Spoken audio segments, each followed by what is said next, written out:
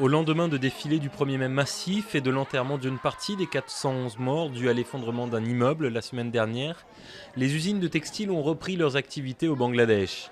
Fermées pendant 8 jours, ces usines fabriquent chaque jour à cadence élevée de la confection destinée à des marques occidentales comme Walmart et H&M. 3 étudiants, amis du suspect de l'attentat de Boston, Dzhokhar Tsarnaev, ont été arrêtés mercredi par la police américaine.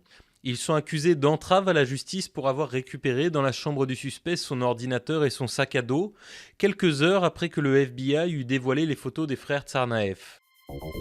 La rigueur jusque sur les plages. Les Français ont prévu moins de départs et moins d'argent pour les vacances d'été cette année, d'après un sondage OpinionWay pour le site voyagermoincher.com.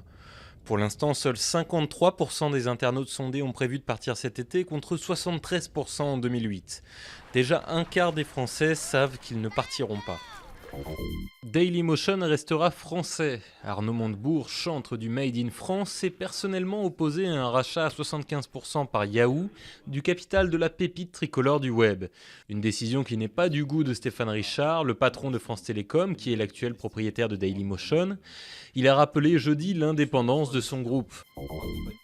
Elle est petite mais fait parler d'elle comme une grande. L'Uruguayen Rafael Atijas a créé une petite guitare de 74 cm de long en bois et à construire soi-même qui se vend comme des petits pains au Japon, en Nouvelle-Zélande ou aux États-Unis. Des profs américains l'ont même élu comme l'un des meilleurs outils pour apprendre la musique aux enfants.